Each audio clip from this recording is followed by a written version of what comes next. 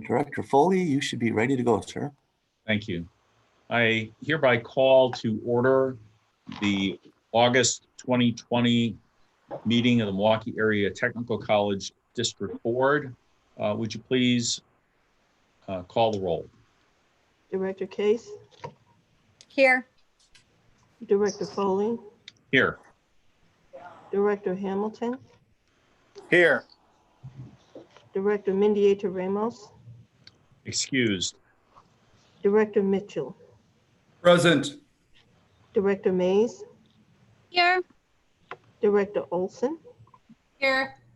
Director Phelps-Socorro, Here. Director Wilson. Thank you. We have a quorum. Are we in compliance with the open meeting law? Yes, we are in compliance with the open meetings law. Excellent. Thank you. First matter on the agenda is approval of the minutes. As in the past few meetings, for efficiency's sake, I am going to request a motion to approve all 4 of the minutes listed in the agenda at once. We'll then open it up to discussion, and then we'll see whether we can vote on them as a group or if we have to address them individually. So to the board, is there a motion for approval of the 4 minutes of meetings listed in the agenda? Move for approval. Is there a second? Second. We have a motion by Director Phelps-Socorro and a second by Director Olson. Are there any questions or other discussion about the minutes?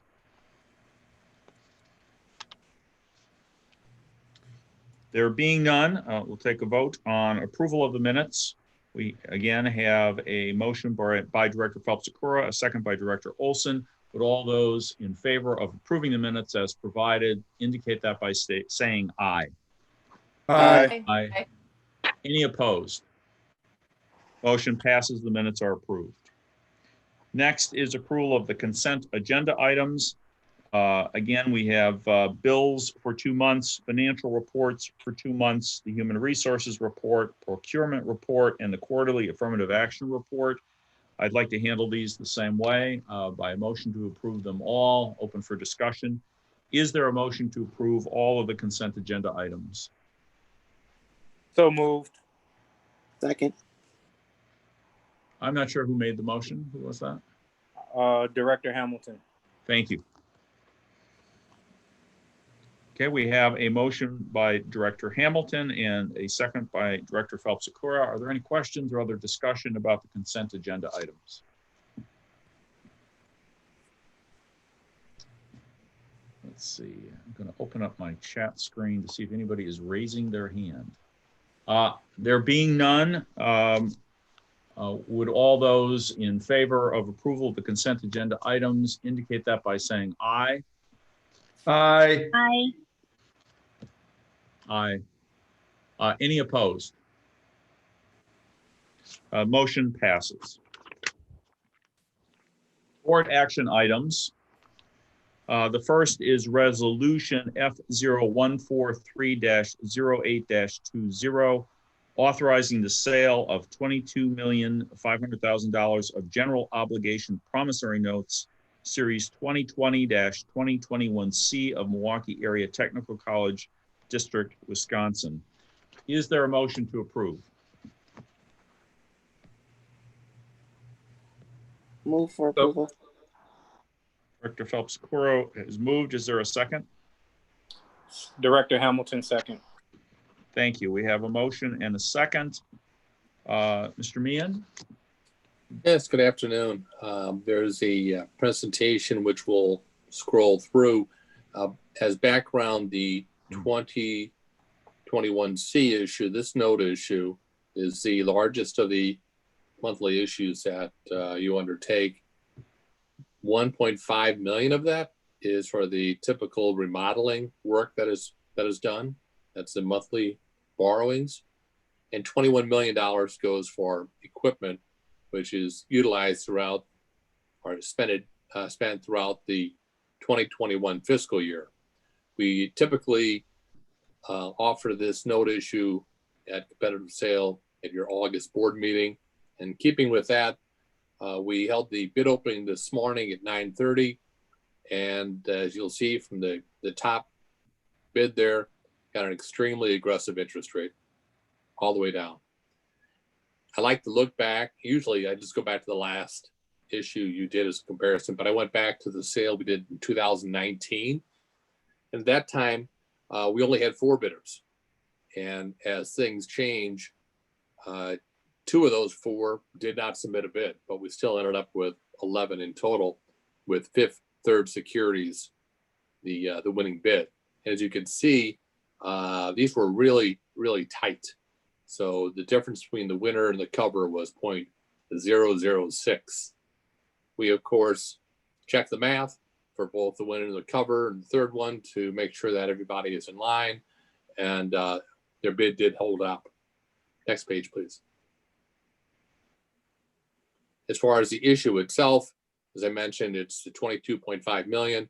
The date of September 15 is when the funds will be transferred to MATC. This issue we also have as our typical cleanup issue, because it's the last issue that will have a December 1 interest payment. So we also, though your principal is typically on June 1st, we have a December 1 principal payment as well. And that's because we try to have the structure utilize whatever's remaining in that year's debt service levy. I'll stop and pause and say that for your operational purposes, your levy is on a fiscal year basis, July 1, June 30. But for debt purposes, your levy is always on a calendar year basis. It's required in Wisconsin. So when we have, at this point, we know what your balances are, how the sales have been coming in the debt service fund. That's all they can be used for as debt service payments. So we always have a larger December 1, 2020 payment and have the typical June 1st payments thereafter. Because these are so short through 25, they're non-callable, and the rating was confirmed at our AA1. As a reference, that true interest cost of that 0.39, last year, the same issue, the winning bidder was a 1.19. So the true interest cost is dropped dramatically. We also tightened up the bid specs a little bit with input from Jeff. And through that process, the winning bidder is also providing funds which are put into the debt service account. But Fifth Third Securities has come in extremely aggressive at a 0.39. Next, please.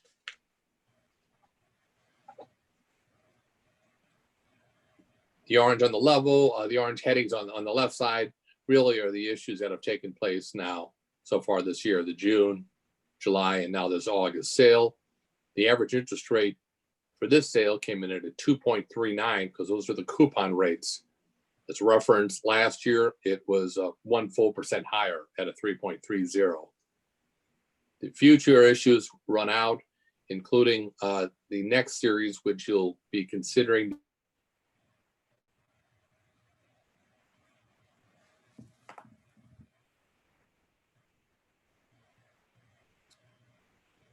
Have we lost Mr. Meehan?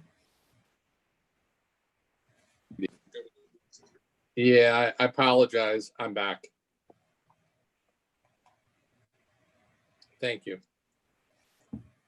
The wonder of spam. Anyway, so that we have the future issues you'll considering the initial resolution at the later on in the agenda. And at the very back of the presentation, of course, we have the Moody's credit report. There is no change in language from the last report. The calls will continue to focus with Moody's on the district's reaction to COVID-19, and eventually we'll talk about the audit, matters like that. All in all, great sale, great results. This information has been provided to your bond counsel, Michael Best, which is included in the resolution, which we'll be considering shortly. I'll be happy to answer any questions the board may have. John, I have one quick question. Are any of our past issued debt instruments callable? that is issued and outstanding, are any of them callable? Yeah, great question. There is one issue that we're tracking that has not hit the call date yet, and so, but it is a candidate. The overwhelming majority of your issues, because of the 5-year, 6-year amortization, they're non-callable. So we don't have that option. But there is one issue that we're continuing to track, and we'll be working with the administration to present at a later date. Okay. Do we have the ability to effectively call and refinance, or would we have to call and pay off out of reserve funds or some other source? No? You can call and refinance through issuing taxable debt, but unfortunately the math does not work in your favor. And I say fortunately because the rates that you've gotten are so low that there's not a financial benefit to MATC to undertake that. Okay. So when you say you're watching one issue with an approaching call date, what is it you're watching it for? The call date is 2022. It was a 20-year issue, and the only long-term debt issue that you have outstanding. And it's the math test. You know, at what point are the rates to the call date such that after whatever costs go into it, it's beneficial for you to proceed to move on it? Because you don't have to. It's a matter of when's it work for you. Okay. Does anyone else have any Does anyone else have any questions or comments concerning this particular board action item? There being none, we have a motion for approval by Director Phelps-Okoro, a second by Director Hamilton. Would all those in favor of approval of resolution F0143-08-20? Oh, I'm sorry, we have to do this by roll call. Would you please take the roll? Sure. Director Hamilton, Aye.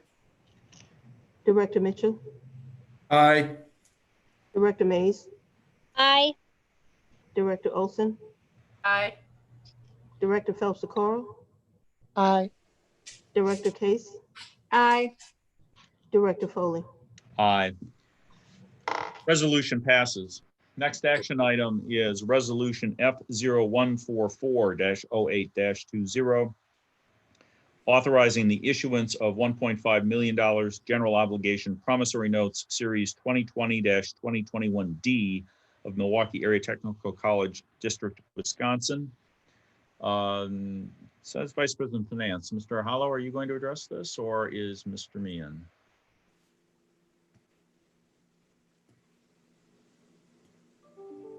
I'll be happy just to run with it. It's your typical remodeling, borrowing, and it's the initial resolution which allows us to proceed and come back with September with the sale results.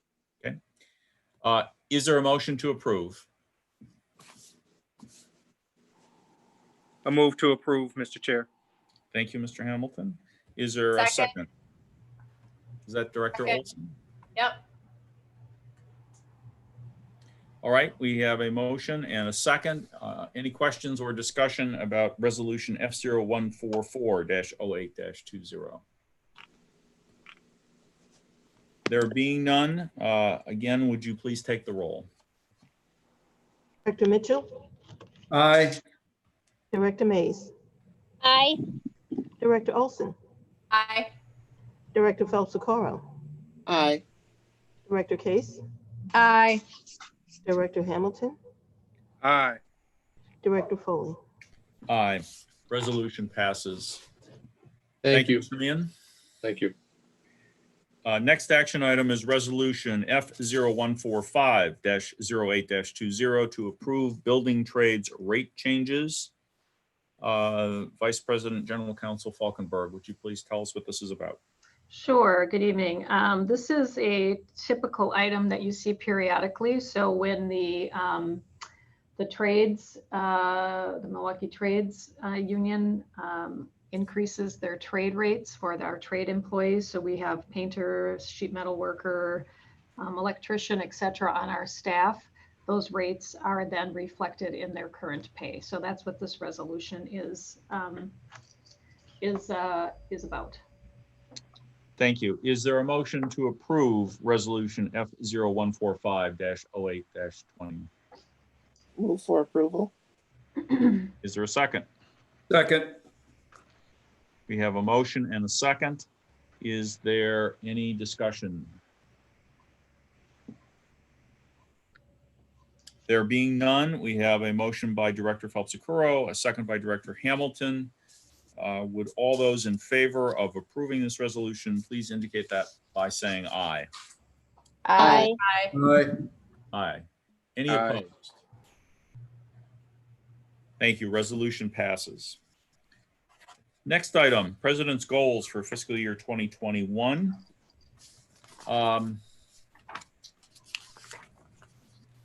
Let's start by asking for a motion to approve and a second. Is there a motion to approve the President's goals? A move to approve the president's goals, Mr. Chair. Thank you, Second. Hamilton. Thank you, Director Phelps-Okuro.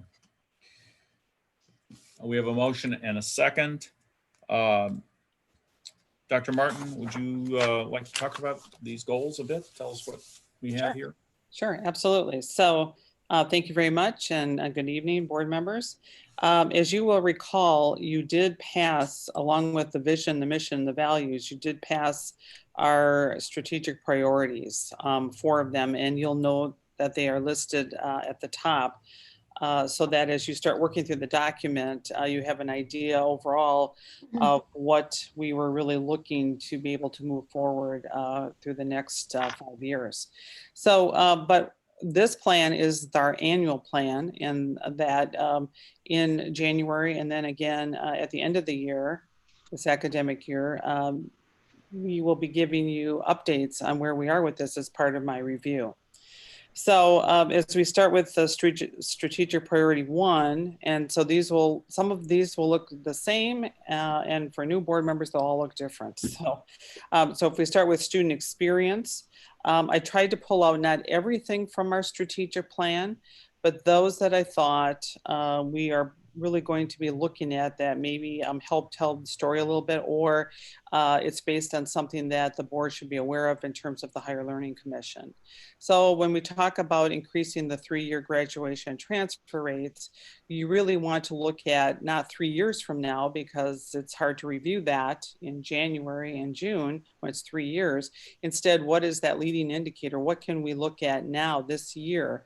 And so we looked at, I put in here course success rate, and you're going to see a lot of data points, and we tried to attach that. We did attach that for you so that you could see how we determined the increases, how we set the targets. In some cases, we could find, just to show you that's at the end of the document that you received. In some cases, it's an internal increase measure, and in some cases it's incremental, in some cases it's more than incremental, it's a stretch. And others, it's based on a national benchmark. So instead of putting all that verbiage in each of these lines, we tried to simplify it by, if there was a question, that you could then go to the actual dashboard or scorecard and see right where it is and how we determine that. So when we set some of these success course rates, for example, it may not seem like it's a lot from 69 to 72%, but in fact, for us, when we look at internal or external benchmarks, we tried to put what we thought was a good, solid, somewhat of a stretch. So the second one, if you look at the other thing that we need to look at for graduation, is what is our fall and to spring full-time student persistent rate, and then our part-time student persistent rate. And this is important because we have some national benchmarks that we look for iPads, for example, that we have to report. Every institution, 4 and 2 year, have to report this so that you can do a comparison. But we also, because 90% of our students are part-time, it's important to also look at part-time, and iPads now finally looks at that as well. And the last one is the Higher Learning Commission under Objective 1. We have to engage and improve upon the student learning that happens outside the classroom as also important as what we offer in terms of our formal curriculum. Then if you go through, we're looking at that onboarding experience. This is where we changed the student experience this year to have it be very different as we move forward. And that's really about streamlining those admission, advising, and registration processes. We just completed our total reorganization, but we don't have all the people in place and trained. That will happen though this semester moving forward. The other piece that we need to look at as part of that is to eliminate those barriers to our students, but also complete that new conversion rate from 43 to 47% of new applicants. And then we want to make sure we have an effective academic pathway. We want to make sure that we're talking to students about non-traditional fields like STEM and some others that maybe have a better chance of family sustaining wages long term. The other piece that we really want to do is really look at those transfer rates because we notice nationally and we notice with our data as well that students of color tend not to transfer. They transfer at a much lower rate than the white population. So we want to make sure that we bring that number up as well. And then objective 3 under that student experience is access to technology. You've heard about our Chromebooks. We've already done that. We didn't want to put that in here. We'll keep improving that process. It's gone operational right now, but we want to reduce the cost of books. And we've had this conversation with the board already with online educational resources. And we set a goal here. We're looking at some national benchmarks on that. And so we may do some revisions on this, but the other piece that may come back is we will do online educational resources, OER, but we may also do some rental as well and increase that number. And then we want to have more of our, what we call our connected classrooms, that we can have half of the students in the class and half outside online at the same time. We want to increase and expand because we think that that's really the future of education, that a lot of students, if their parents or for whatever other reason may decide that I really want to not attend in person today, but I rather access it online, and more institutions are moving in that direction, and so are we. And the last objective, and this is one we've talked about as well, is making sure we keep improving that ratio of advisors to students served in our different pathways. Currently, after we finish our hiring process, we'll be around 1 to 500. We want to get to that 1 to 350 as we move forward. So the second one is organizational excellence, and we have a couple objectives here, and one is about succession planning and developing our leaders. And so we want to have a leadership academy that will do that, take all of our current efforts and put them under one umbrella, and make sure that we have the kind of training we need for our leaders in innovation and diversity and change management and other areas as well. And the second one is really to look at making sure that all the modalities that we are offering online and through hybrid, that we're evaluating that, and we're making sure that we have continual improvement, and we're going to be using some national standards and benchmarks in terms of the kinds of programs we should be offering. And we've talked about this as a board as well to develop that 5-year facility plan. We know that because of what's just occurred, that the future is going to look very different in terms of our footprint, but also looking at our community-based organization model and how can we make sure that that is streamlined in the way that we really need it to be. And so we'll be engaging a consultant in that process. As you know, this year we added a strategic priority around equity. And so we have an objective around that. To increase the percentage of faculty. And that number is really based on what we're seeing in our community. And we want to make sure that we are doing that, but we do have a aspirational goal to make sure it reflects our student population at some point as well. We, as you know, you've seen this one before. If you've been, for those new board members, we want to be recognized as a Hispanic serving institution. That requires that 25% of our student population full-time are Hispanic, Latino. And so we will be continuing to work on those strategies. And more specifically, we made a pledge with MATC that we would increase our Spanish-speaking faculty and staff in order to attract and retain our Hispanic students from 7 to 10.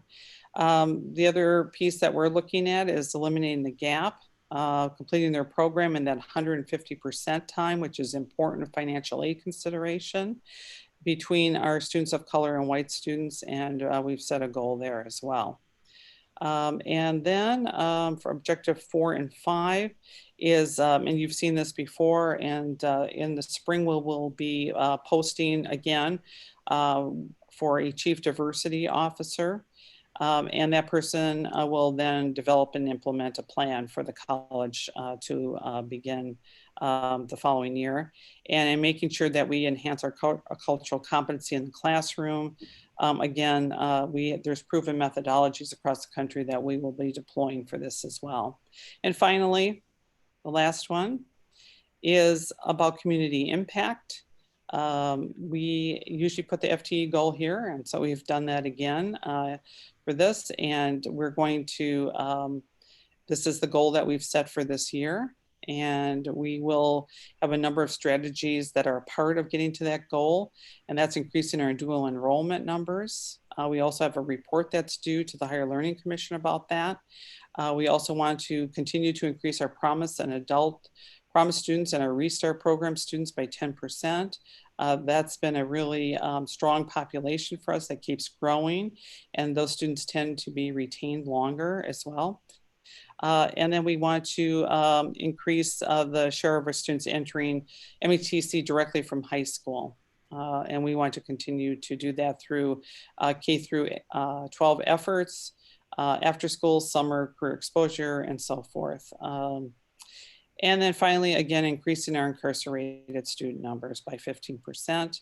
The second objective is, this is one we've had before, to meet the workforce development goal. This is where we provide training to businesses. Our goal is 1 million to at least meet and exceed that. We have a new initiative called Job Up Milwaukee, which is a community-based co-op, and we're starting that with 6 companies. We are deepening partnerships with the arts community. I've reached out to the Black Holocaust Museum, and they will probably have an exhibit on our campus that will be rotating with others. And we are launching, in fact, this week, a partnership that is beginning with Lakeland University, and it's going to be around our university partnerships and studies, actually having 4-year courses in our programs so students can continue right on campus or virtually online. We're going to objective 3, continue with our grant goal of 6 million. You have heard about our housing project. We want to ensure the successful launch of that in August 2021, making sure all the beds are filled and ensuring beds for the homeless. For the foundation goal, they reached 2.4 million. We've kept it at around that amount, 2.5. But we need to increase the number of donors. That's going to be a key metric that we're going to be looking at. And then finally, PBS. And again, we're going to work to exceed that fundraising goal of 5.2.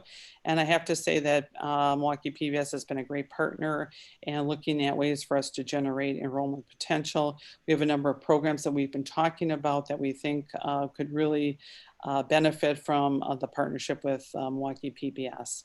So you've seen some asterisks in the document, and we tried to define them here. And then we did provide more data than you've ever wanted to see in your life as well at the end of the document.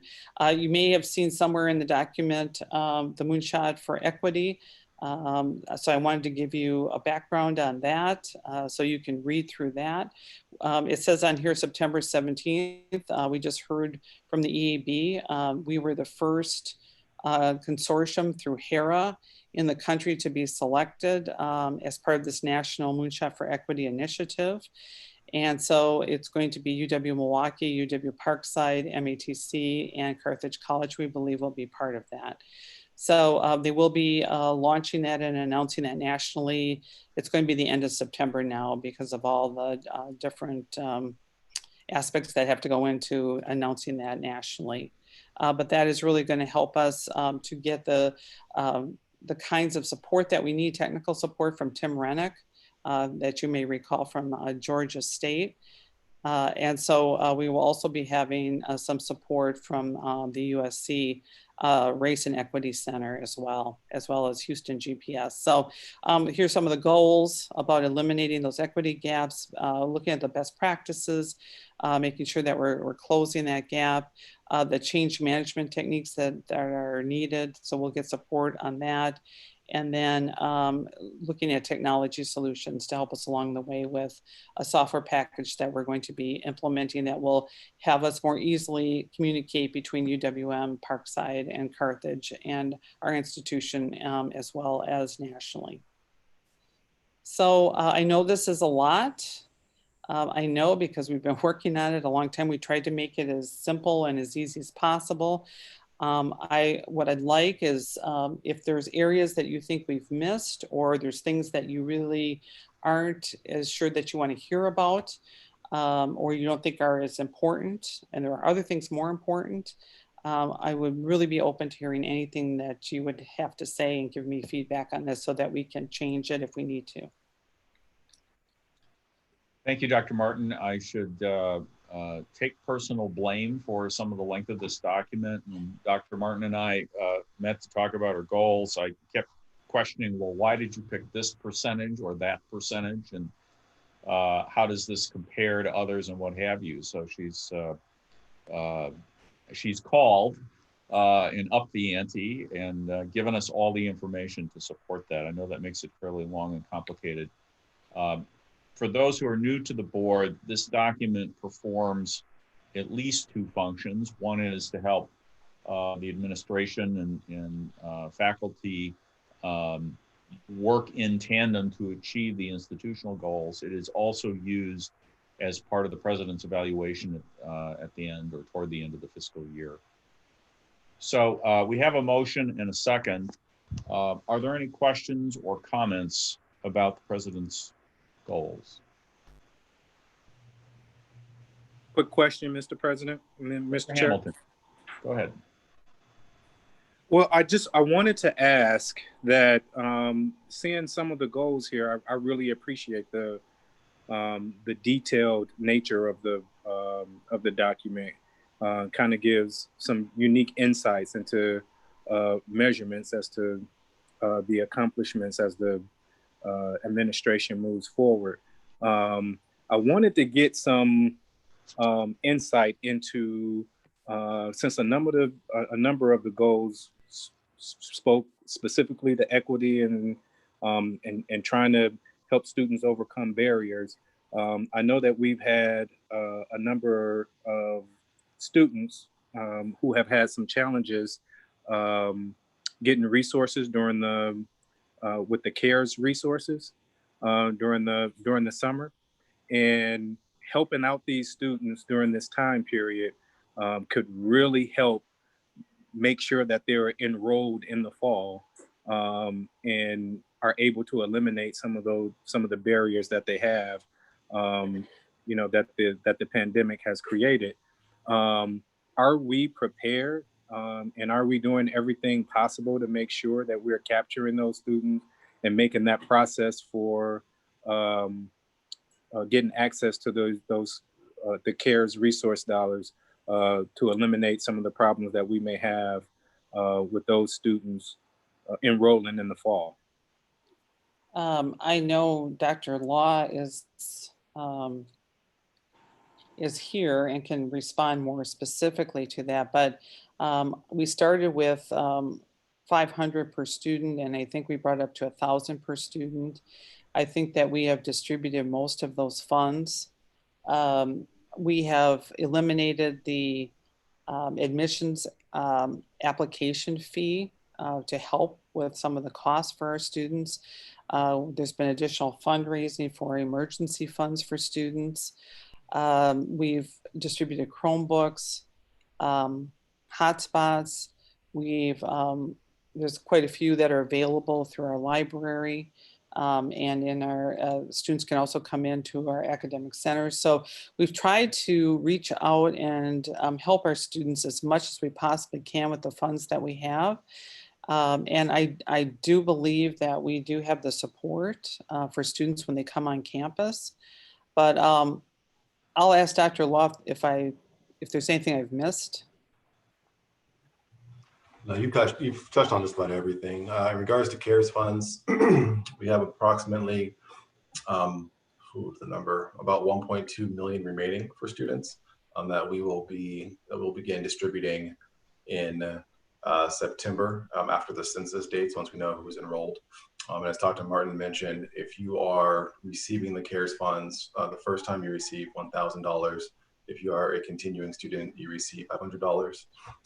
Additionally, the process for students is it's a one-page form that essentially they can complete in, I would say, under 5 minutes, but it's much less time than that. As everyone on the call knows, the major wrinkle is that students must be eligible for Title IV funds, and so for the new students, they'll have to complete the FAFSA form. Typically, once a student submits the form, our goal is to award those funds really within 72 hours. And so we've streamlined the process as much as possible. And we'll look for greater efficiencies, where they're available. One thing that we didn't touch on is that I believe this year, for the first time, financial aid included a technology line item in the students' financial aid budget. And that is for up to $1,500, I believe, for technology needs that students have. Great, thanks. All right, yeah, thanks. That's good to hear. And I just want to encourage us to be able to put the processes in place and the infrastructure so that we're able to help those students that meet those challenges as quickly as possible in the fall semester. And if we can get some commitment to that, and maybe we can follow up afterwards just to just kind of make sure that we're not losing that caliber of student simply because some of the challenges that they're meeting during the pandemic. Absolutely.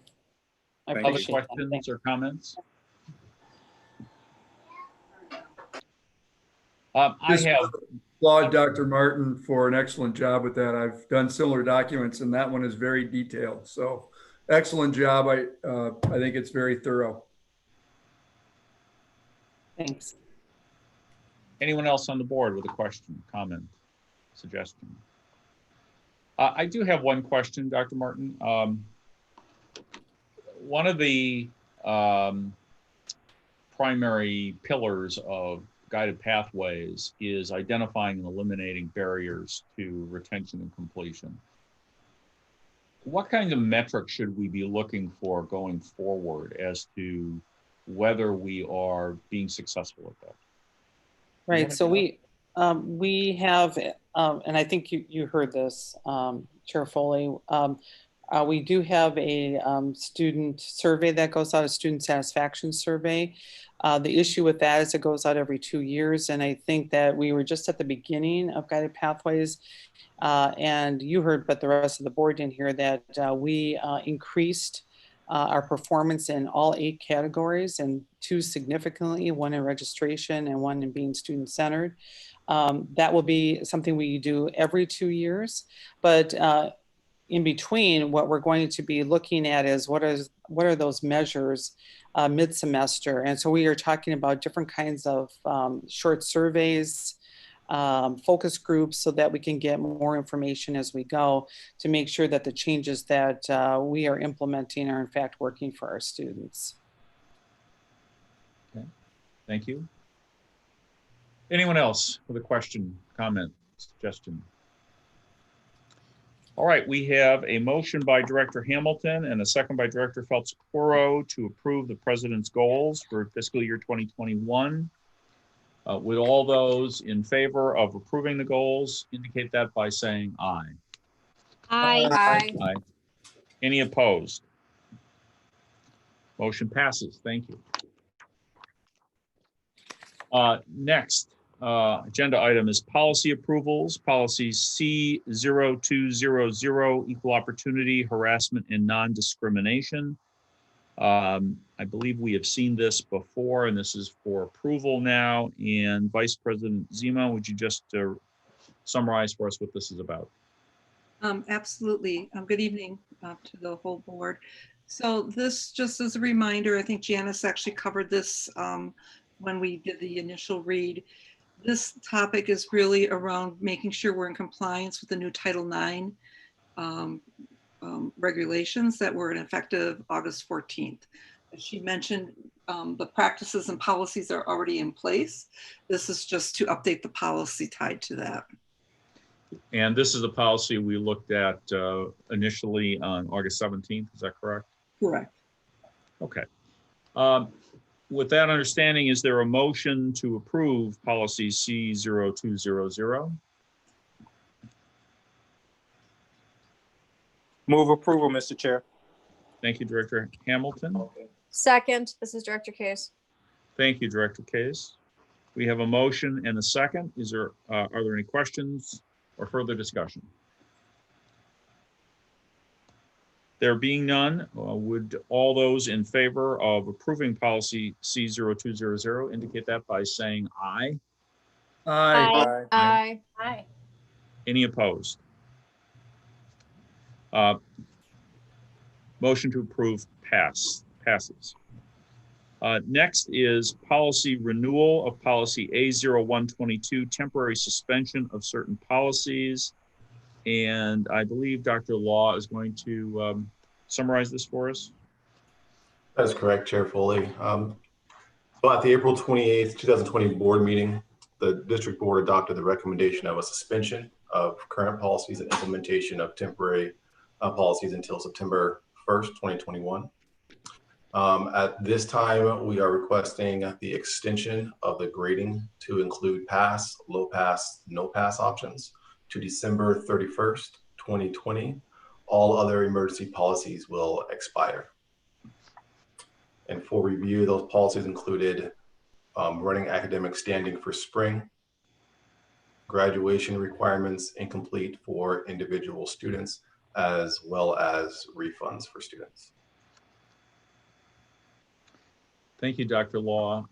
Is there a motion to approve this policy renewal? So moved. Thank you, Director Mays. Is there a second? Second, this is Director Case. Thank you. We have a motion and a second. Is there any further discussion, questions, etc.?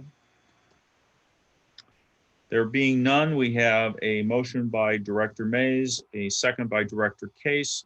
Would all those in favor of renewal of policy A0122 indicate that by saying aye? Aye. Aye. Aye. Aye. Any opposed? Motion passes. Next agenda item is reports, beginning with the chair's report. First, I want to let you know, we would have heard this in public comments. We've found handling the public comments in the Zoom world too difficult. But we do have a letter from Local 212 happily coming back and receiving us all back in the new faculty year. There is also an indication that they are intending and hoping to have a meet and greet that includes us. And I expect we'll be hearing more about that later. The letter should be in your MATC email inbox. If you'd like to take a look at that, I recommend that you do. Second in my report, Director Phelps-Okoro chaired a board task force on minority participation held via Zoom on August 17.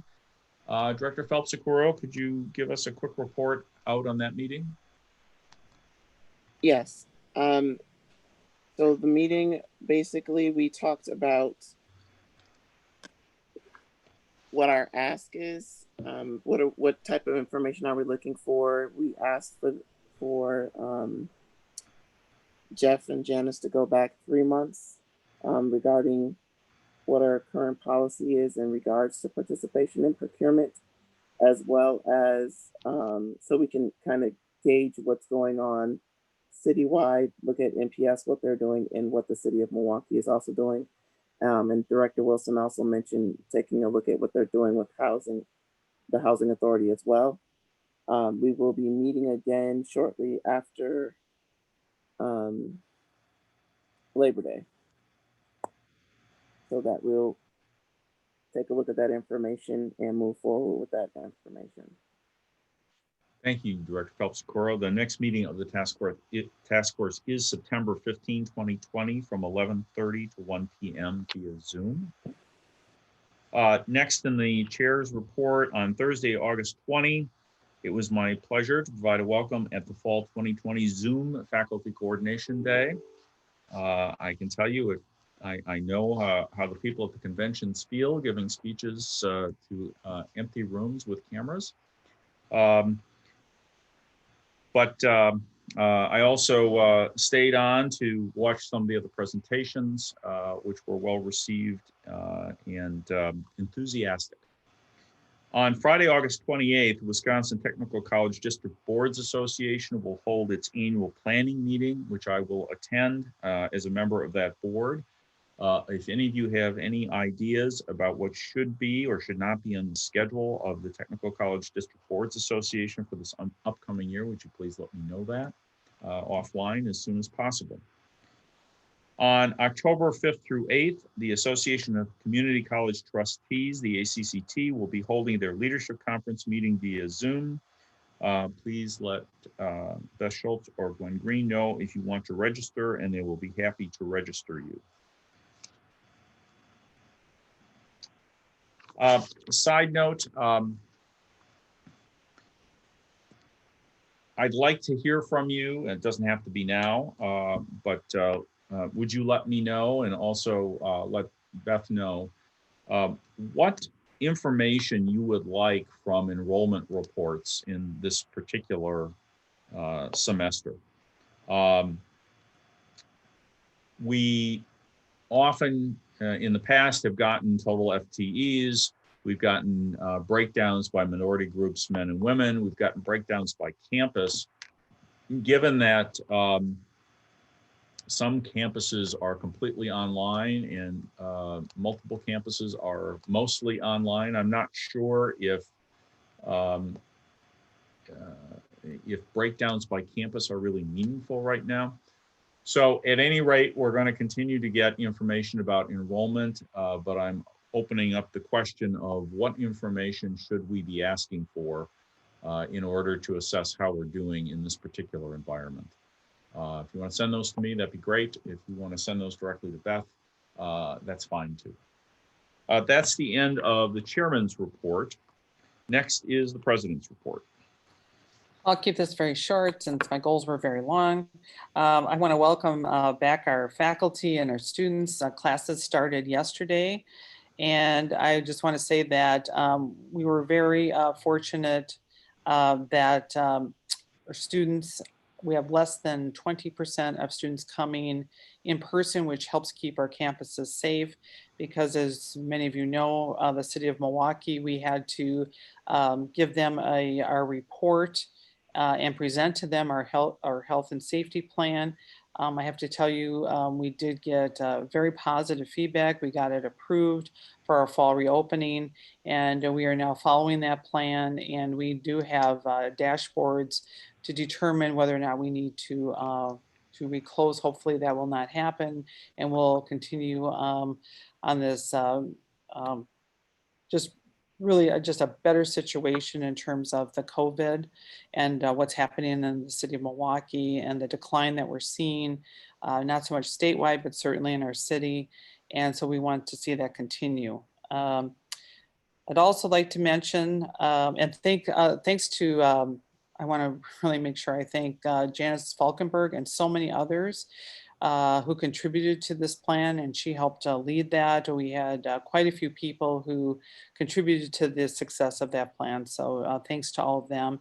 And I was lucky to be part of a panel with the Urban League to talk about M-Cubed. So Dr. Posley and Dr. Money were with me to talk about what's happening between our institutions given COVID, and especially with our student populations who are certainly more at risk because of health disparities. So with that, I will conclude my report, and thank you very much. And I'm very glad that we've started our semester so well so far. Any questions for Dr. Martin on her report? Thank you, Dr. Martin. Next is Milwaukee PBS General Manager Bowden Zachary's report. Good afternoon, Chair Foley, board directors, Dr. Martin, faculty, staff, and members of the public. On August 1st and 2nd, Milwaukee PBS aired the MATC virtual commencement on both channels 10 and 36. We had a lot of families who were able to attend, watching free over the air, and we look forward to broadcasting future MATC commencement ceremonies on TV.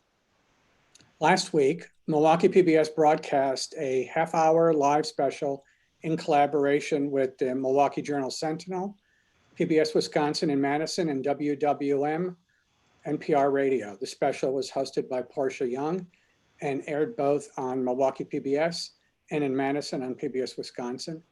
We hope to partner again for a special ahead of the November 3rd elections. One of Milwaukee PBS's staff members is in the spotlight. Tai Yang is Milwaukee PBS's Manager of Creative Services and has been with the station for more than 20 years. Tai was named by Madison365.com as one of Wisconsin's most influential Asian American leaders.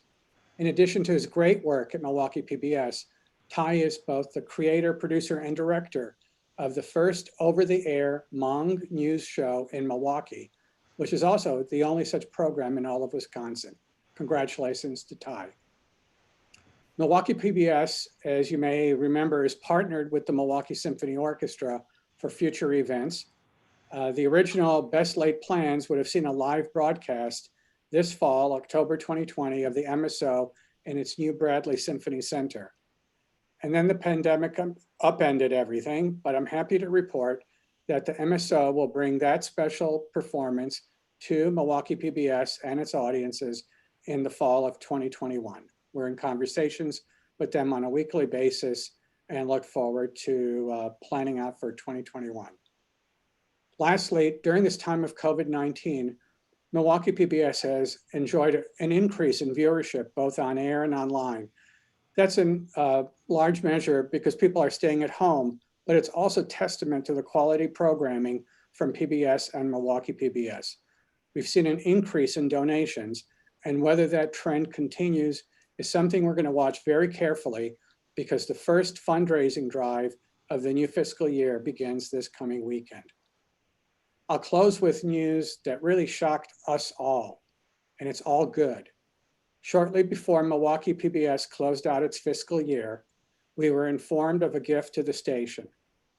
As it stands, it's now the largest gift ever given to Milwaukee PBS in the amount of $1 million.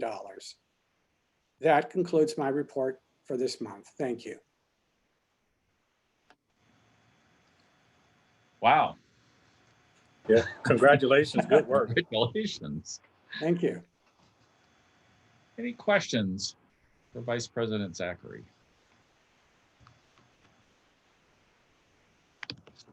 My only question is, why do you save the best for last? But okay. All right, there being no questions, legislative matters report.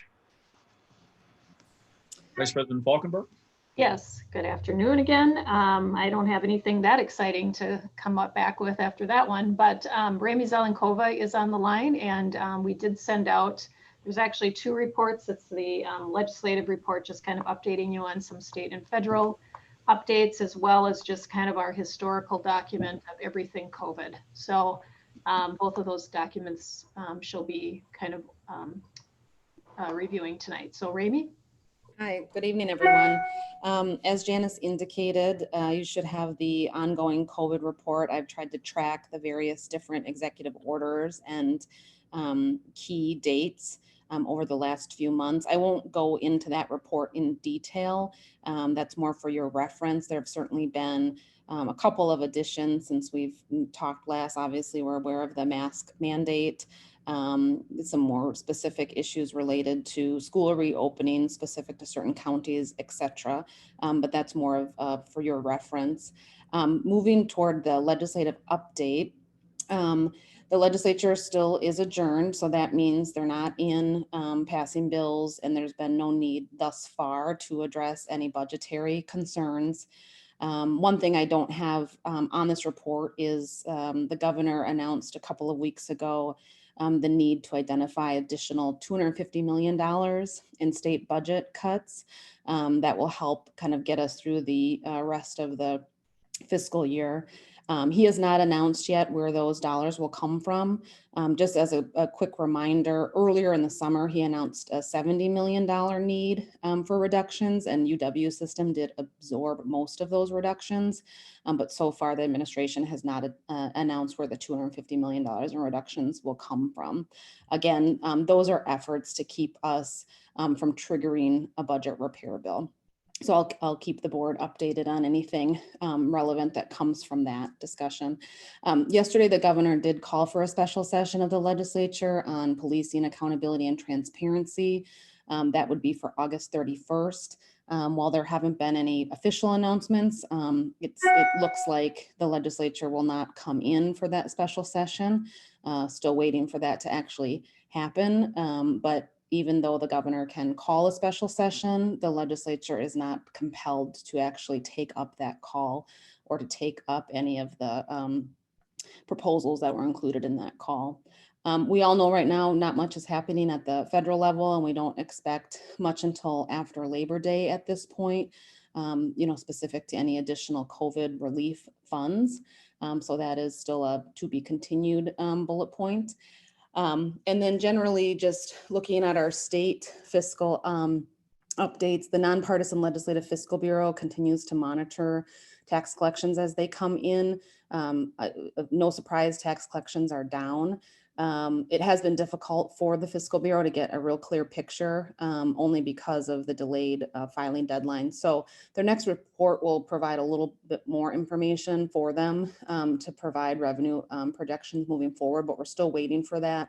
They may publish a report again at the end of this month that could be specific only to July, for example, or maybe they'll do something looking forward. So we'll wait to see what that looks like once it's released.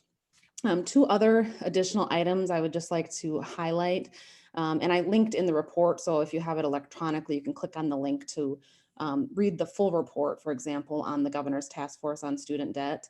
But also last month, the governor announced a new task force on broadband access, and the first meeting will be tomorrow. That's something we'll monitor. We've talked internally and with some of our partners. I know that have been involved in similar discussions, both UWM and MPS, about creating opportunities to expand broadband access and the potential to make sure individuals have access to devices. So we're going to watch that task force just to see if there's some opportunities to improve broadband access, for example, for Milwaukee in general. So we see that as a potential opportunity. And then, as I indicated, the governor's task force on student debt released its final report. I highlighted, it's very high level in the document you have. These are recommendations that the task force provided to the governor for his consideration. None of these have been formalized or drafted at this point. And the governor will review this and then determine if, for example, he would like to include any of these items in his state budget recommendation. And of course, legislators can also move standalone pieces of legislation as well. So you see those listed there, and coming from kind of all over in terms of whether it be financial literacy, loan counseling, loan forgiveness, etc. And again, the full report is linked there, and you can review that. It's relatively lengthy, but it's a good one. So with that, I will end my report and ask if there are any questions. Mr. Chair, I have a question. I'm sorry, Director Hamilton, go ahead.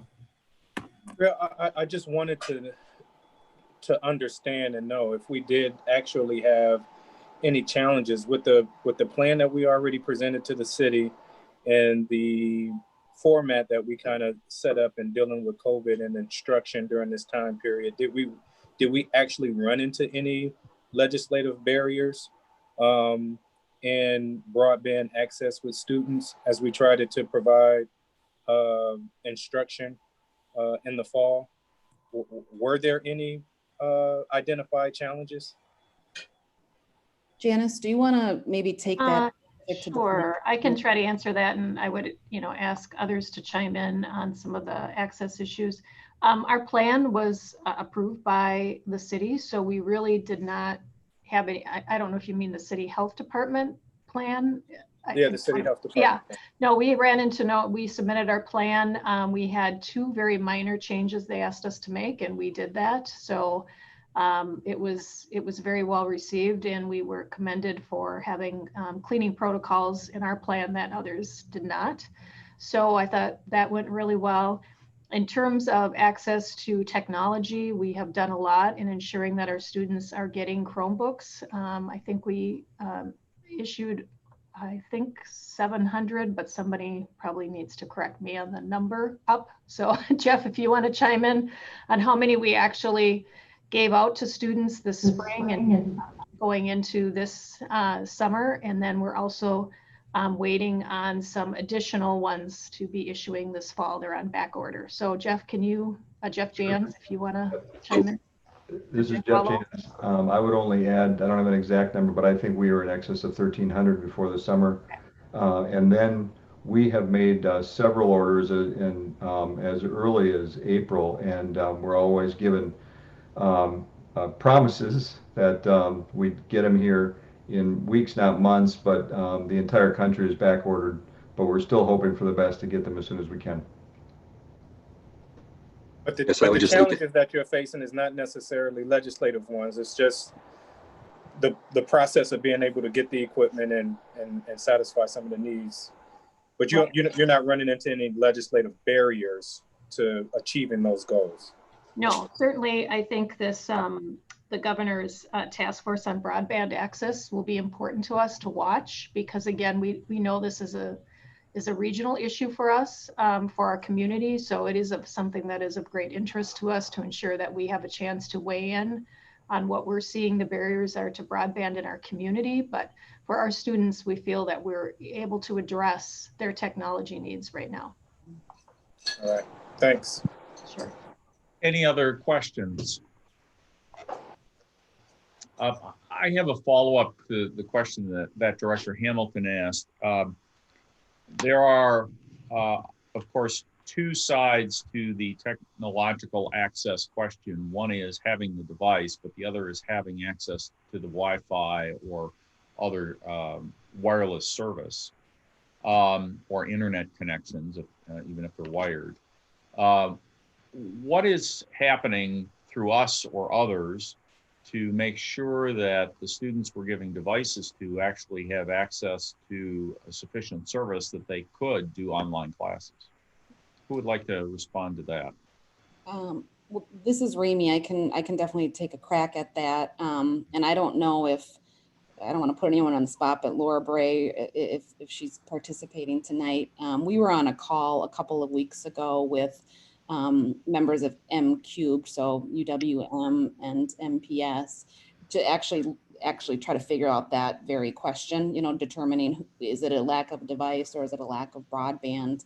And then if it's a lack of broadband, how do we find funds or, address that issue, for example, which is more of a community need. And so we started looking at, as one example, and I'm learning about this too as we go. There are broadband expansion grants available. The state of Wisconsin offers broadband expansion grants, but as I understand, I think Milwaukee, I don't know if it's Milwaukee County or the city of Milwaukee, but there are some limitations, for example, for the city to be eligible or for Milwaukee to be eligible. So we're looking at that as a potential avenue forward, as something to consider if we need a policy change at the state level. So that would be one example of what we're trying to do specific to Wi-Fi. But we're still, I would say, at least for me, in somewhat of a fact-finding mode. Janice, I don't know if you have any additional insight there, if there's anyone else participating tonight who might be able to fill in my gaps. Yeah, I think Dr. Martin looks like she wants to speak, so I'm going to let her go ahead with what we're doing with hotspots and other things. Right. So I thought what I'd do is let either Jeff Jans or if Tom is on the line, because they have specific detailed information and exactly what we're doing. So I know that we are definitely, for all our Promise students, they got the Chromebook and they got the hotspot, as well as our Restart students. And other students have access to that. As Dr. Law mentioned earlier, we put a line item in financial aid for laptops, if that's a device that they need. We are opening up our learning labs for students who don't have access. Also, we've extended our Wi-Fi into some of our parking lots so that they can access it that way. Is there anything else I missed, Dr. Jans, or if Tom is on the line? No, I think you hit it on the head. I'd say one of the most significant issues that I observe is that compared from March 15th to today, there's a significant difference in the technological need our students have since we closed in March and the end of the semester and even into the summer compared to now, because we have reopened our facilities so that students, if they can access our campuses, they can access Wi-Fi and technology. In addition, we're still issuing Chromebooks and hotspots, but you hit it right on the head with our campus computer labs and our accessing the parking lots. Right, and the help desk is helping students and faculty and staff. Yeah, and Pam Holt just IM'd me and said that we're also providing VPN access for our students that have higher fidelity ed tech needs. So if they just have a Chromebook, for example, and they need access to more, I'm not an IT person, so more access of higher level technology, they can get that through our systems internally here. They can log in through our what's called our VPN system and get access to those software programs and other programs that wouldn't be accessible through their Chromebook. Actually, I can offer some information too. This is Mohammed Director Foley. So in addition to this, we surveyed our faculty and our students, and in the high-end programs, we wanted to make sure that they have the technology that they need. So in some cases, their laptops instead of Chromebooks, also the VDI, the VPN, making sure that they have access to the software that they need for their classes. So we did all that, and we surveyed the students as well to make sure that they're all set up and ready to go for these classes.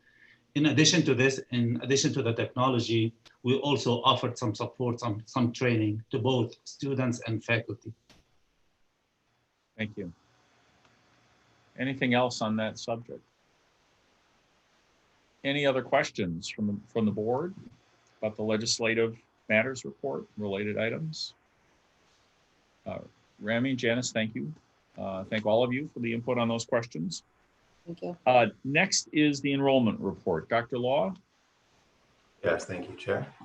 So as of August 24th, our total full-time equivalent student count is 4,182. Our summer FTE count was 721.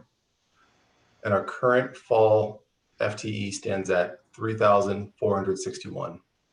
With 8-week, 10-week, and other non-full-term courses yet to start, we are within 7% of our year-to-date budgeted projection. This is due in part to surpassing our summer goal for enrollment, as well as the efforts our teams have taken across the campus and the district and are currently making to have a positive impact on enrollment. As we look at addressing our current gap for enrollment, we are taking a proactive approach in implementing the following strategies to address fall enrollment. Later this week, actually starting tomorrow, we are hosting 3 days of a Pay for College outreach event. And this will provide students to come onto campus to set up payment plans, as well as submit their financial aid documents so that they are able to attend and pay for classes. Typically, over the course of the fall semester, we have a melt of approximately 400 FTE students. With these efforts and others that we are taking to help students pay for college, we are hoping to recapture approximately half that FTE, 200 FTE. In addition, we are standing up additional rapid registration events. Our recent rapid registration event over this last weekend resulted in approximately 225 FTE. In addition to the rapid registration event, we will also be doing outreach to students who are within 12 credits of finishing their program or degree.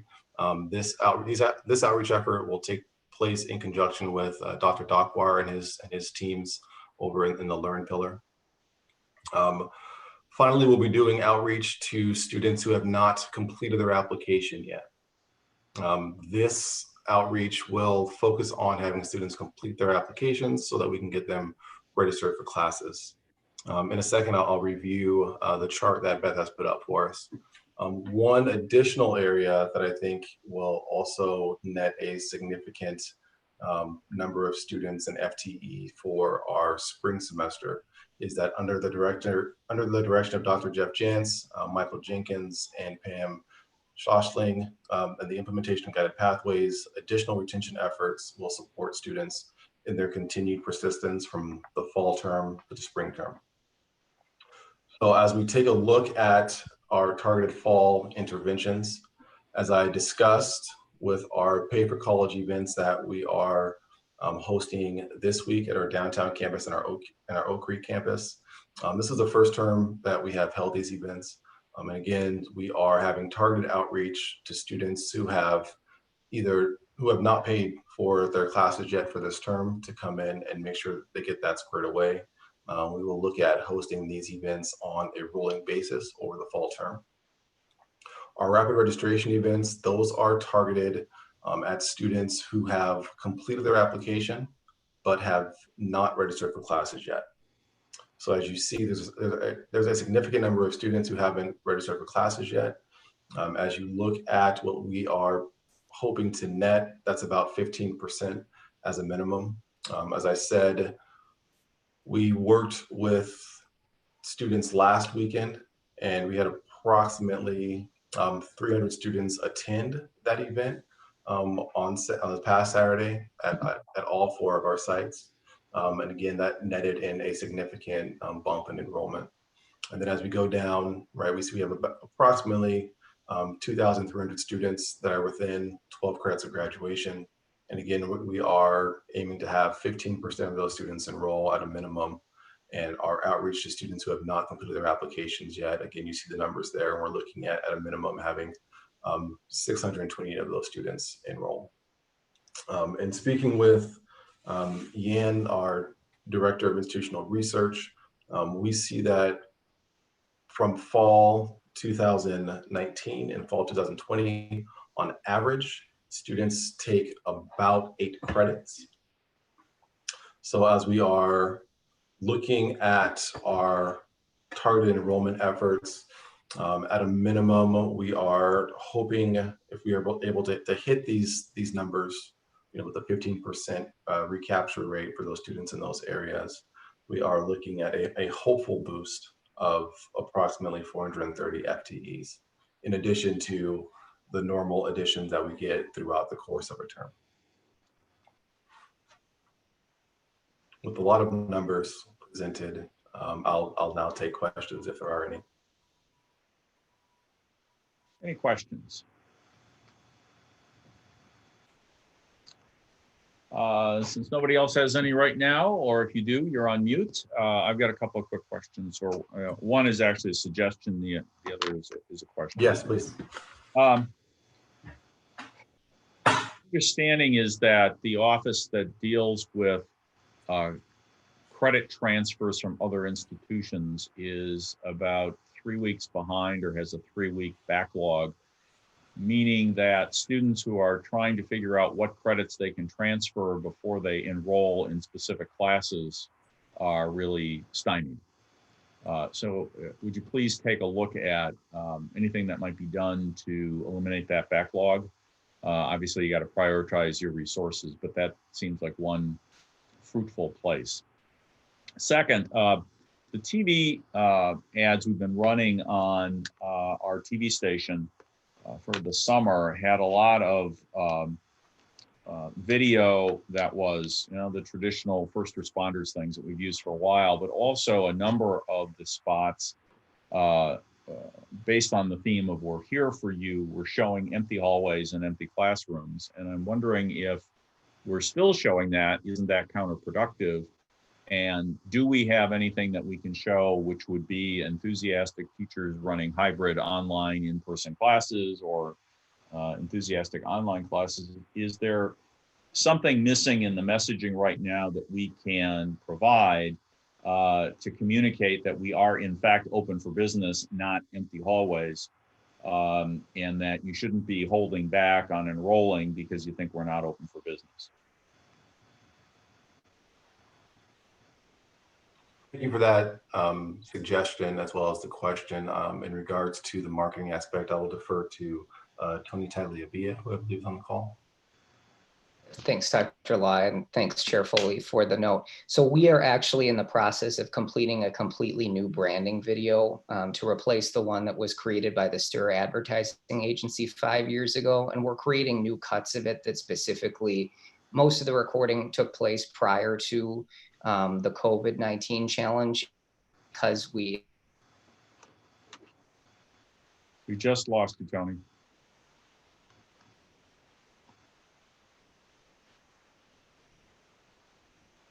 Let's give him a minute to come back.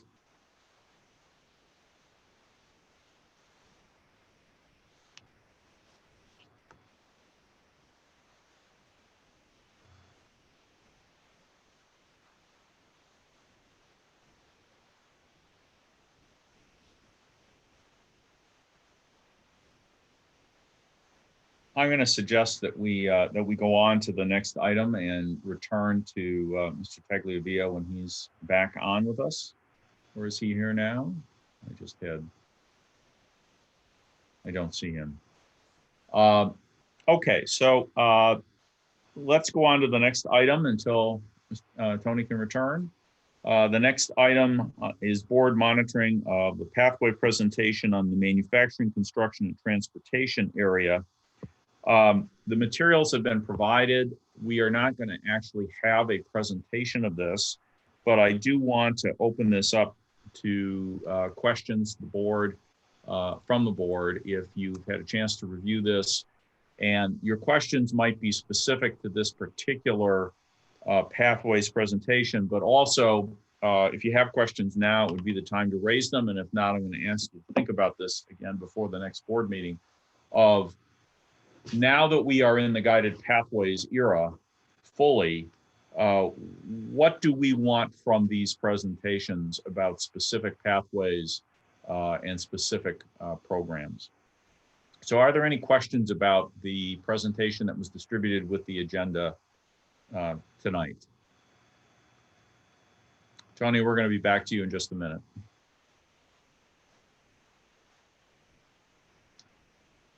Okay, there being no questions, Tony, do you want to go back to what you were starting to say when we lost you? Yes, and my apologies. Can everyone hear me now? It's a little funky.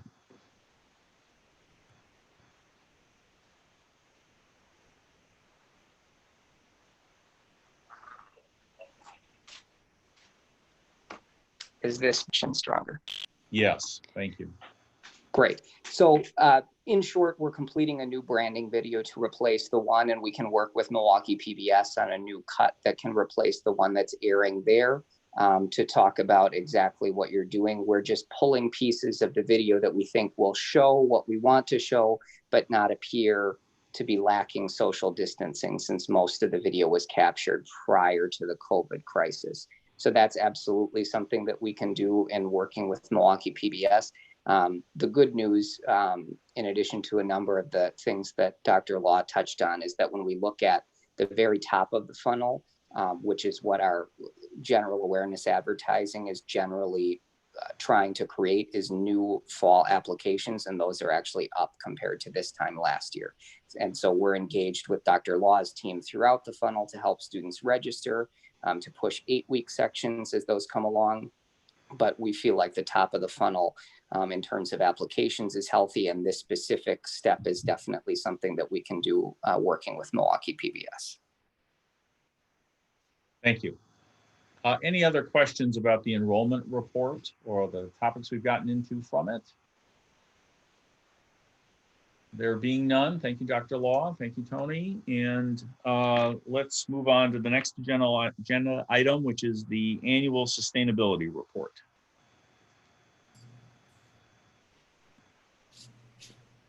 Go ahead. Oh. I don't know if you want to tee it up, Janice. I'm happy to start. Sure.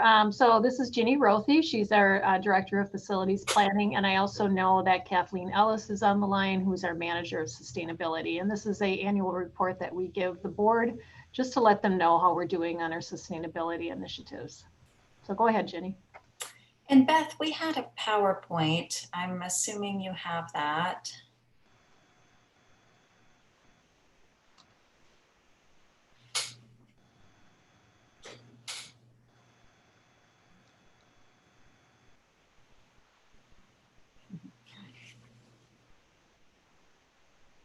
So while Beth is pulling that up, yes, this is an annual report that we give to the board on sustainability. We do have a number of institutional goals and metrics that we have set in place and established that we are measuring in terms of how we're doing in regards to sustainability. A number of our goals and metrics have to do directly with building energy use. So to remind the board, we do have a goal in place of a 20% energy use reduction in our buildings from our baseline year of fiscal 14 through 2020. So we are in 2020, the fiscal year ended in June 30th of 2020. And you'll see in our first slide here that we are seeing a 16% reduction from our baseline year, which is, they're great numbers, but not at our goal yet. I know Kathleen will speak here in a minute. I know she still has hopes and goals of getting and reaching that additional 4% reduction by the end of this calendar year. So we are at a 16% reduction from our baseline. And we did, again, this year realize a good savings year over year. We were seeing a 5% energy reduction from fiscal 19. So last year we were realizing savings close to $160,000 in our utility bills. And that was something that was particularly rewarding in our area to hand back to the college when budgets became tight and critical when the shutdowns occurred in March from COVID. So yeah, that was good news. Beth, you can go to the next slide. So this is just a graph that represents from our baseline year of fiscal 14, which is the darkest line.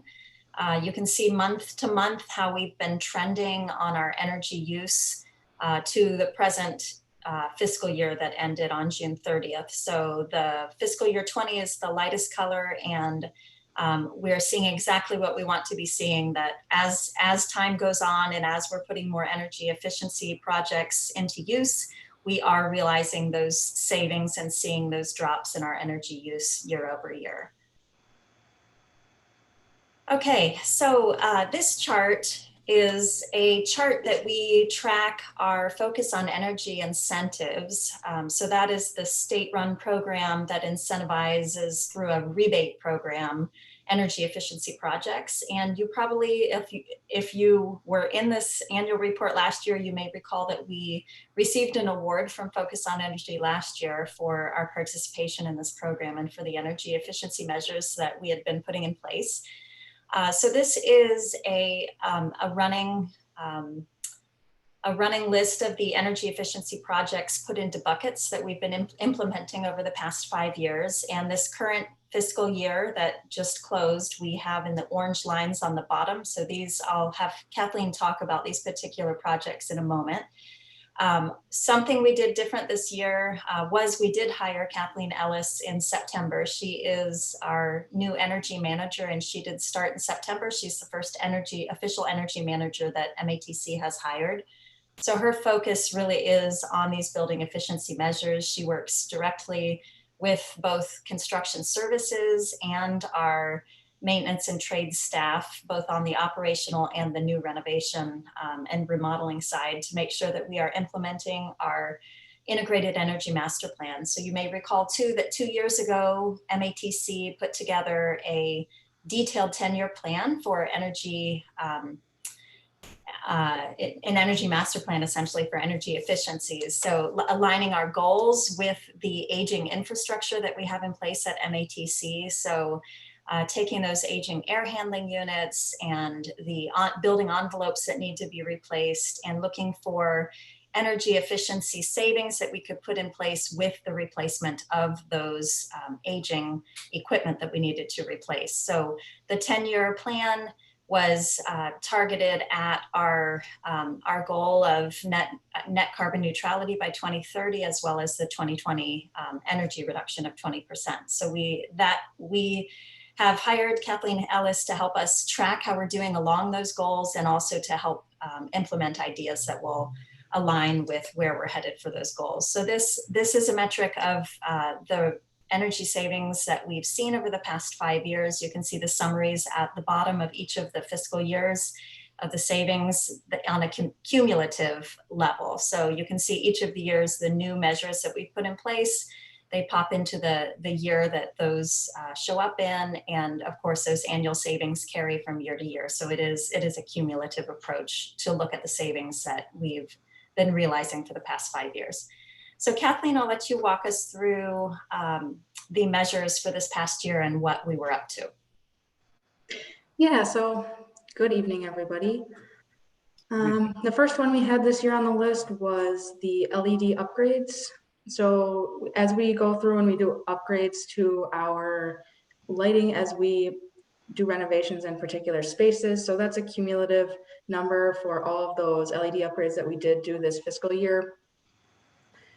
The VFD upgrades, as you guys may or may not know, our buildings are heated, ventilated, and air conditioned using main air handling units. These units contain large fans that provide conditioned air to our occupied spaces. We have a number of aging fans. As Jenny mentioned, there's a lot of aging infrastructure. So as we go ahead and upgrade those, we are using VFDs, which allows us to optimize the airflow that we give to those spaces when they are unoccupied. So we have been able to realize significant energy savings. This year we did VFD upgrades at our West Dallas campus and our Oak Creek campus, as well as in the C building of our downtown campus. That's the air handler that serves our MPTB space. So as you can see here, we are expecting a $12,000 annual energy savings from those VFD upgrades. The next one on our list here is retro commissioning. During the construction process, we go through commissioning, which allows us to confirm that the systems are functioning as that original design intended. So then they're handed over to our facilities team for operations. And as these systems get older, we see some equipment that falls out of these originally designed operating conditions. And then we come in and do retro commissioning, which is the process that reviews all of these systems and makes sure these, makes recommendations to optimize their performance. So these savings numbers that you can see here in this table, we did pretty well this year in the implementation of these retro commissioning measures at our Mequon, downtown, and West Dallas campuses. And then the last one on our list for this year was we did some upgrades to some kitchen equipment, including a fryer and a bookstore boiler. Sorry, that wasn't kitchen equipment, but the bookstore boiler we also upgraded this year. So that concludes the main projects that did come into service during this fiscal year.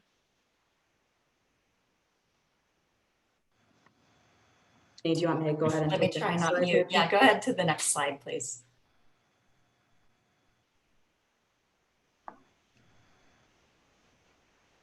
Yeah, go ahead, Kathleen. All right, so this is a picture you can see here, the new fan wall that we installed in one of the air handlers at downtown campus. This is just one of them. There was a similar one that was installed in another one. So we did 2 large air handler upgrades for installing these fan wall systems.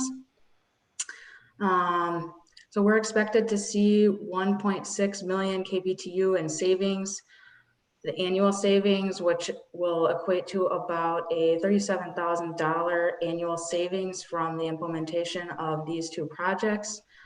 These fan walls have integrated ECM fan motors, which combine the VFD into a direct drive fan assembly.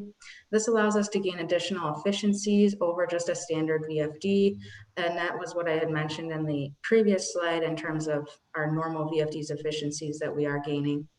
Our total projected annual savings from this upgrade, was the $37,000 that I mentioned earlier. We also added on this slide, the EV charging stations, which is currently a free service that we are providing to the MATC and the greater Milwaukee community. So far in the month of August here, we have had 27 transactions, which means that we are actually seeing these stations being used. So that was something that was implemented in this last fiscal year, some additional charging stations. So I wanted just to point that out to everybody. Yep, and Beth, you can go ahead to the geothermal slide. Yeah, so the board may recall as well approving in 2018 and 2019 a Mequon geothermal project. So we had, again, aging systems at the Mequon campus. We had 3 boilers and a grossly oversized chiller that wasn't functioning correctly. So we have been in the process this past summer of replacing those boiler and chiller systems, which are heated with natural gas and electricity, and replacing them with a renewable geothermal heat pump source. So this has been an exciting project at the Mequon campus. I know Wilma could tell you all about these boreholes that have been drilled at the campus. There were about 160 holes that were drilled. That is complete. All of the wells are in place, and they are in the process of hooking up the system to the mechanical room currently. So this project will be complete before heating season this winter. So that is something exciting. We intend to have a dashboard in place and plenty of good visibility for campus visitors to understand how the Mequon campus is renewably heated and cooled. So there will be additional savings coming that we can report on next year for that system. The board may also recall that about 15 months ago, we signed a term sheet with We Energies for a large-scale solar project. I came to the board about 15 months ago and talked about a partnership that we have been involved with the city of Milwaukee, Milwaukee County, UWM, Marquette, and the Milwaukee Metropolitan Sewerage District. So those entities have been in conversations and negotiations for years now with We Energies on a large-scale solar project. So to give an update to the board, MATC did sign that term sheet after speaking with the board that spring. And UWM and Marquette as well have moved forward with term sheets with We Energies. We have not been successful in getting We Energies to put a service agreement together for us. The report is that We Energies had a large buyer that they were counting on for the largest off-taker of this large solar field that they were planning on buying. We were told it was a large manufacturing facility in Southeast Wisconsin. I'm sure you probably know who they mean, but that's dead in the water. So because of that, they need a new field and new economic modeling for the prices. So we've been told that this large-scale solar option through We Energies will not be ready to go until 2023. So that is the latest on that arrangement that we've been working on. Our group, the county, the city, UWM is still hopeful that We Energies will come back to this, as they've been saying, and hopefully we'll find the off-takers that they're looking for. Unfortunately, MATC only represented about 2 megawatts of that system, and they were looking at closer to a 100 to 200 megawatt system. So we are small potatoes alone. That's why we were hoping to join forces with the city, county, et cetera. I know the city has been busy with other solar arrangements. I'm sure Director Hamilton could tell you all about it. They have not yet pressed into the DRER large-scale project with We Energies, but should they sign on, I'm sure that would be something that would get We Energies' interest too. So again, we are hopeful on this large-scale solar purchase moving forward, and we'll keep the board updated as we learn more. So that is the end of our annual sustainability report, and we're happy to take questions if there are any. Anyone on the board with a question?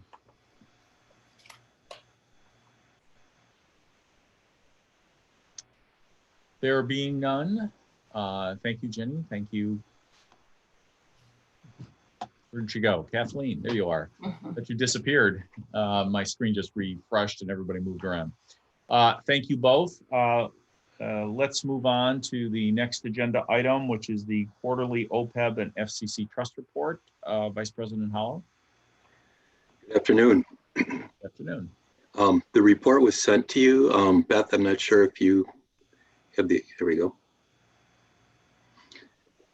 Okay, so if we look at this report, this is our quarterly report on the two trusts that we have. We have the FCC Spectrum Trust and we have the OPEB Trust. What we look at on the left-hand side, we see an asset allocation. We can see the market value as of June 30th. And it has the percentages of the allocation numerically, and then also we have graphically, you can see the pie shape below that. On the right-hand side, we show the performance summary. And you can see that in the first column, we have the quarter performance. Then we have the 6 months ended 6/30, or the year ended 6/30 1 year back. And then since in the third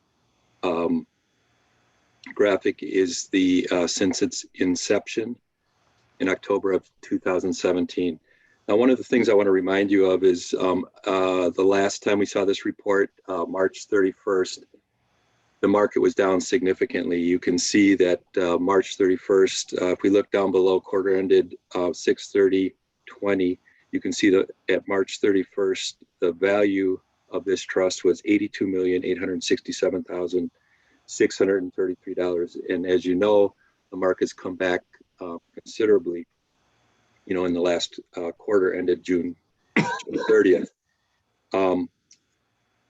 The one thing I would like to also point out is that, you know, so we had in the quarter, we had a 13.63% increase in the fund value. And then also what I would like to mention is I took a look at the fund value as of yesterday. The market closed yesterday. The value of the FCC trust was $96 million and almost $96.4 million.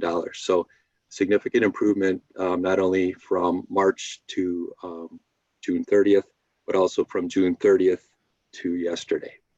Okay, so Beth, could we move to the OPEB trust?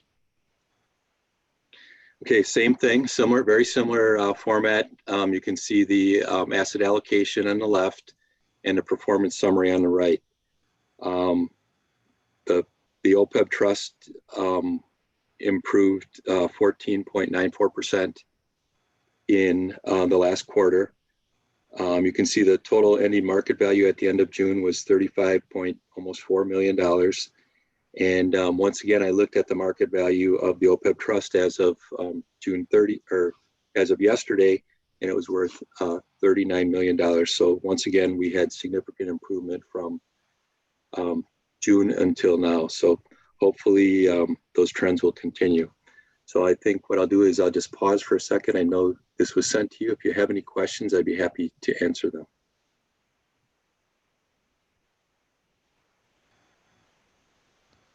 Okay. Jeff, I have one quick question. Sure. I think we have an 8% year-on-year desired return on these investments. Is that the right number? I believe it's 7%. And if we started from, well, with the FCC Trust 2017 to now, are we meeting that goal? Since inception, no, we're at, well, 1%. Okay, so we have a long-term average rate of return is anticipated to be 7%. And then 1% we anticipated for investment fees and costs. So so the net is 6%. So we're Since inception, we're slightly ahead through June 30th. Okay. All right. Any other questions? There being none, thank you. But Jeff, you're not off the hot seat yet. Fiscal year-end operating results, please. Sure. As soon as Beth will pull that up shortly. One thing I'd like to mention to you is this is the general fund. And one of the things I wanted to mention to you was that in the second half of fiscal year ended June 30th, 2020, I had projected that a break even, meaning that we were going to have a balanced budget at the end of the year. That did not happen. We had a significant surplus. I consider a significant surplus. We were told it was at the end of February. We're in the healthcare consortium. This is the first year we're in the healthcare consortium. You know, we are self-insured for health insurance, and we were running hot. Our insurance, we were running about 6% over, and the projection was that we were going to be 6% above budget for healthcare costs by the end of the year. Well, as you know, we had the COVID crisis that hit and basically shut down any elective procedures that anybody could take as we, throughout the rest of the fiscal year. So we were still told that things were still running hot. And so I knew that we were in our discretionary area. What I would like to explain is there's three major categories of expense. So if you think about it, we have the salaries and we have fringe benefits. And then the other larger area of spend is our discretionary area. I knew we were running a little bit, or we were under a little bit on the discretionary area, but things flipped. So when people weren't able to spend their healthcare benefits, things turned around considerably. So when we have a projection, we were anticipating a 6% increase above budget for healthcare. That would have been about 1.3 million above budget in spending for healthcare, but that reversed. We saw a $1.9 million spend below budget at year end. So that was a reversal of about $2.2 million of an expense that I had projected and anticipated. We also had dental insurance that people weren't able to go to the dentist, so we had about $168,000 savings. So overall, we had healthcare savings of about $1.7 million to budget. We had a wage or a salaries savings to budget of $0.9 million. And the one area that I anticipated covering the overspend in health insurance was the discretionary area. And with those savings in the benefits area of 2.2 million, this savings in the discretionary area kind of compounded the situation. So we ended up with a very close to $5 million surplus for the year. Now, when I think about how large our budget is, it's $177 million. I think about, okay, when I do a projection, if I'm within 1%, that I'd be very pleased with that. This was significantly higher, and I do apologize for the projection, but I did not anticipate the underspend in healthcare and the significantly slower spending in discretionary areas. So that's one of the areas that I will definitely make sure that going forward, when we are in this situation, that we make sure that we do a closer monitoring. And even if our consortium tells us that we're going to spend more, and I see that we're spending less, then there's a kind of a red flag there for me to pay attention to. So I just wanted to mention that we had a surplus of $5 million this year. We anticipate it's unaudited yet, so the auditors will go through this. But so I think what I do is I'll pause here and answer any questions if anybody has any questions related to the general fund. Anyone have any questions? Any questions? I just have this question, sure, Jeff, going forward. If all of that discretionary medical care was not done in the spring, are we looking at a significant increase in the fall as the hospitals reopen for that sort of thing? That's my non-professional opinion. I would think that there's a lot of people who haven't been to the dentist are starting to go back to the dentist, and we should anticipate individuals having procedures done. So yes, I would expect us to see an uptick in healthcare. Okay, and is that built into your current projections and plans? No, we have not changed the budget as a result of that, but we will monitor it closely. So there's not a lot we can do. We can amend the budget. We have the opportunity to amend the budget in October, but like I said, we'll monitor that and we'll see what happens with healthcare as we move forward. But I don't know that there is an opportunity to, even if we change the budget, it's going to be what it's going to be, I believe. So if we have an appetite to change the budget, we can. But we always look for other opportunities to balance the budget if we can. The other thing is that we will be putting close to $5 million into the reserves. And I know that we do not want to plan for having a deficit, but if this were to be the year that we were to dip into our reserves, we've just built them up by $5 million. So I feel comfortable that financially we're in a good position, but with regard to changing the budget, I'm not sure that we can discuss it internally and talk about it, but personally, I would not probably change that. Any other questions? There being none, thank you very much, Jeff. I have one more item to talk about. Yep. Milwaukee PBS. Go ahead.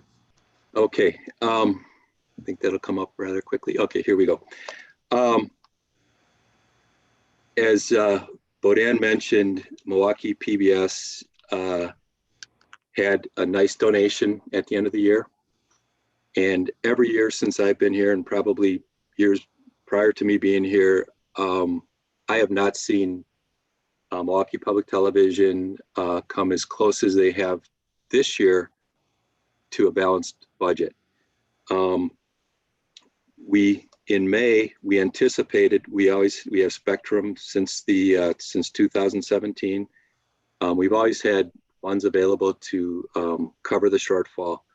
And as Bodan mentioned, there was $1 million donation, 900,000 of it was received in the fiscal year.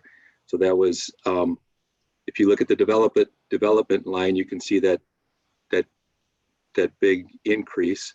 They had a $1.1 million increase above budget for on that development line. The 900,000 did a very good job of closing the potential gap or the deficit that we anticipated. So the bottom line is, if we look at row 14, you see Spectrum proceeds. We had a budget of close to $2 million that we anticipated to close the gap. And we only needed $11,425 that we used from the Spectrum Trust to close their gap. So it was a banner year for Milwaukee Public Television. And, so I just wanted to mention that, but that's kind of the highlight of the financial statements here. If there's any questions, I'd be happy to answer them.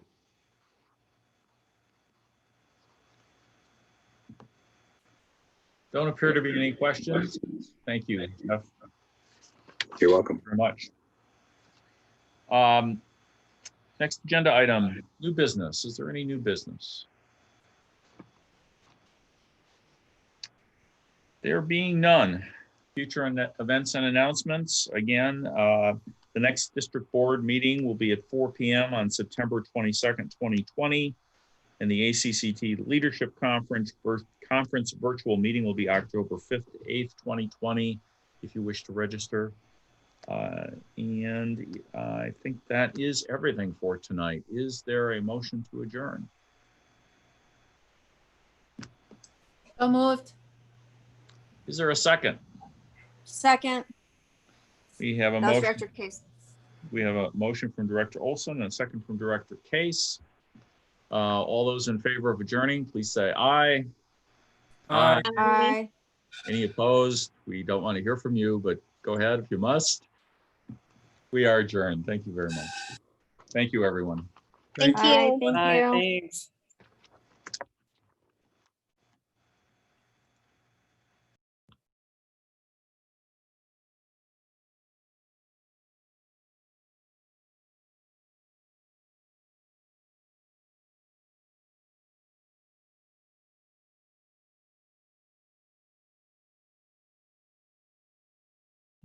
Have a good night, everyone. Good night, Mike. Bye-bye, Mike. Thanks, Mike. If you stop the YouTube stream before you go, that would be great. Yeah, Beth is host, so I can't stop. I don't see it here. I stopped the recording, but I don't see where.